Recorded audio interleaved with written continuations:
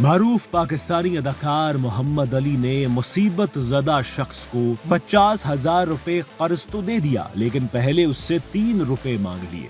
آخر یہ واقعہ کیا ہے اور لیجنڈری اداکار محمد علی نے ایسا کیوں کیا؟ ناظرین، یہ واقعہ آپ کو نہ صرف حیران کرے گا بلکہ آپ کی زندگی بھی بدل سکتا ہے۔ سب سے پہلے یہ کہانی آپ کو سناتے ہیں۔ فلمی دنیا کے معروف صحافی احمد عقیل روبی اپنی کتاب کھرے کھوٹے میں تحریر کرتے ہیں کہ گھر کے خوبصورت لان میں ایک دن میں اور علی بھائی بیٹھے گفتگو کر رہے تھے۔ ملازم نے علی بھائی سے آ کر کہا کہ باہر کوئی آدمی آپ سے ملنے آیا ہے، یہ اس کا چوتھا چکر ہے۔ علی بھائی نے اسے بلوا لیا۔ کاروباری سا آدمی لگتا تھا، لباس صاف ستھرا مگر چہرے پر پریشانی جھلک رہی تھی۔ شیو بڑی ہوئی تھی، سرخ آنکھیں اور بال قدرے سفید لیکن پریشان۔ وہ سلام کر کے کرسی پر بیٹھ گیا تو علی بھائی نے کہا، جی فرمائیے۔ فرمانے کے قابل کہاں ہوں صاحب جی، کچھ عرض کرنا چاہتا ہوں۔ اس آدمی نے بڑی گمبھیر آواز میں کہا اور میری طرف دیکھا جیسے وہ علی بھائی سے کچھ الگ جا کر بات کرنا چاہتا ہو۔ علی بھائی نے کہا، آپ ان کی فکر مت کیجیے، جو کہنا ہے کہیے۔ اس آدمی نے کہا، شبرجی پہ میری برف کی فیکٹری ہے علی صاحب۔ اچھا، لیکن کاروباری حماقتوں کے سبب وہ اب میرے ہاتھوں سے جا رہی ہے۔ علی بھائی نے پوچھا، کیسے جا رہی ہے؟ اس آدمی نے کہا کہ میں نے 70,000 روپے قرض لیے تھے لیکن میں لوٹا نہ سکا۔ میں نے کچھ پیسے سنبھال کر رکھے تھے لیکن وہ چور لے گئے۔ اب وہ آدمی اس فیکٹری کی قرقی لے کر آ رہا ہے۔ یہ کہہ کر وہ آدمی رونے لگا اور علی بھائی اسے غور سے دیکھتے رہے اور اس سے کہنے لگے، آپ کا برف خانہ میانی صاحب والی سڑک سے ملحقہ تو نہیں؟ جی جی وہی۔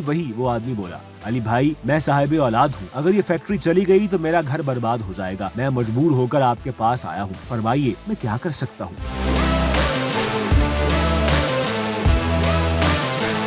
میرے پاس 20,000 ہے، 50,000 روپے اگر آپ مجھے ادھار دے دیں تو میں آپ کو انسٹالمنٹس میں پیسے واپس لوٹا دوں گا۔ علی بھائی نے مسکرا کر اس آدمی کو دیکھا، سگریٹ سلگائی اور کہنے لگے، یہ آسمان بھی بڑا ڈرامے باز ہے، کیسے کیسے ڈرامے دکھاتا ہے، شطرنج کی چالیں چلتا ہے، کبھی مات کبھی جیت۔ یہ بات کہی اور اٹھ کر اندر چلے گئے۔ واپس آئے تو ان کے ہاتھوں میں نوٹوں کا ایک بنڈل تھا۔ کرسی پر بیٹھ گئے اور اس آدمی سے کہنے لگے، پہلے تو آپ کی داڑھی ہوتی تھی۔ وہ آدمی حیران رہ گیا اور چونک کر کہنے لگا، جی یہ تو بڑی پرانی بات ہے۔ جی میں پرانی بات ہی کر رہا ہوں۔ علی بھائی اچانک کہیں کھو سے گئے، سگریٹ کا دھواں چھوڑ کر کچھ تلاش کرتے رہے، پھر اس آدمی سے کہنے لگے، آپ کے پاس 3 روپے ٹوٹے ہوئے ہوں گے؟ جی ہیں۔ اس آدمی نے جیب میں ہاتھ ڈال کر کچھ نوٹ نکالے اور ان میں سے 3 روپے نکال کر علی بھائی کی طرف بڑھا دیے۔ علی بھائی نے وہ پکڑ لیے اور نوٹوں کا بنڈل اٹھا کر اس آدمی کی طرف بڑھایا۔ یہ 50,000 روپے ہے، لے جائیے۔ اس آدمی کی آنکھوں میں آنسو تھے اور نوٹ پکڑتے ہوئے اس کے ہاتھ کپ کپا رہے تھے۔ اس آدمی نے جذبات کی گرفت سے نکل کر پوچھا، علی بھائی مگر یہ 3 روپے آپ نے کس لیے لیے ہیں؟ علی بھائی نے اس کی بات کاٹ کر کہا، یہ میں نے آپ سے اپنی 3 دن کی مزدوری لی ہے۔ مزدوری؟ مجھ سے؟ میں آپ کی بات نہیں سمجھا۔ اس آدمی نے یہ بات پوچھی تو ایک حیرت اس کے چہرے پر پھیلی ہوئی تھی۔ 1952 میں جب لاہور آیا تھا تو میں نے آپ کے برف خانے میں برف کی سلیں اٹھانے کی مزدوری کی تھی۔ علی بھائی نے مسکرا کر جواب دیا۔ یہ بات وہاں پہ بیٹھے لوگوں کے لیے حیران کن تھا، کیونکہ اتنا بڑا سپر سٹار اور برف اٹھانے کی مزدوری۔ علی بھائی نے مزید کہا، مگر آپ نے جب مجھے کام سے نکالا تو میری 3 دن کی مزدوری رکھ لی تھی، وہ آج میں نے وصول کر لی ہے۔ اور یہ کہتے ہوئے انہوں نے 3 روپے جیب میں ڈال لیے۔ آپ یہ 50,000 لے جائیے، جب آپ سہولت محسوس کریں دے دیجیے گا۔ علی بھائی یہ بات کہہ کر مزے سے سگریٹ پینے لگے اور وہ آدمی فرعون کے کسی عہد کی حنوط شدہ ممی کی طرح نظر آ رہا تھا۔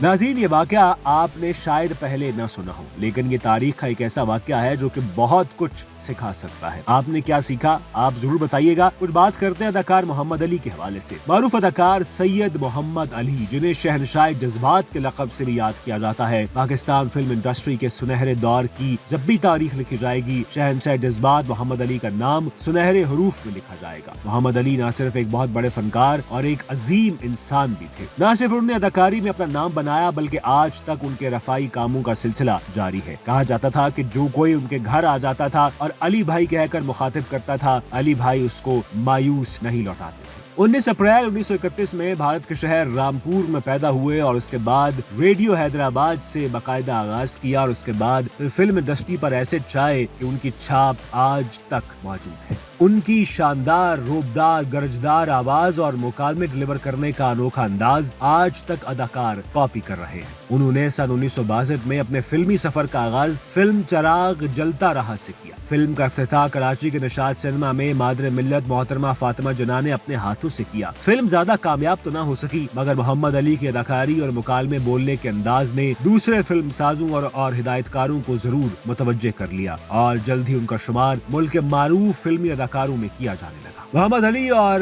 فلم سٹار زیبا کی پہلی فلم چراغ جلتا رہا تھی۔ اس فلم کے پہلے ٹیک سے ہی محمد علی زیبا کی محبت میں گرفتار ہو گئے تھے، لیکن سدھیر نے زیبا کے ساتھ محبت کی پینگیں بڑھائیں اور شادی کر کے زیبا کو لے اڑے، اور محمد علی صاحب دیکھتے رہ گئے۔ دوسری طرف لالا سدھیر نے زیبا کو بھی فلموں میں کام کرنے سے منع کر دیا، مگر زیبا نے اس پابندی کو قبول نہیں کیا۔ کچھ فلمی دوستوں کی مدد سے وہ بھاگ کر لاہور واپس آ گئیں، اور کچھ عرصے بعد ان میں طلاق ہو گئی۔ فلم تم ملے پیار ملا کی شوٹنگ کے دوران ہی بروز جمعرات 29 ستمبر 1966 کی سپہر 3 بجے اداکار آزاد کے گھر واقع ناظم آباد میں محمد علی نے زیبا سے نکاح کر لیا۔ علی زیب نے ایک انتہائی خوشگوار بھرپور ازدواجی زندگی گزاری۔ کئی یادگار فلموں میں اپنی یادگاری کے جوہر دکھائے۔ بہت سی یادگار فلموں میں اپنی اداکاری کے جوہر دکھائے۔ علی زیب جوڑی بہت مشہور ہوئی۔ اداکارہ زیبا آج بھی زندہ ہے اور اپنے شوہر محمد علی کو یاد کرتی ہے۔ لاہور میں ان کا گھر لوگوں کی توجہ کا مرکز رہتا ہے۔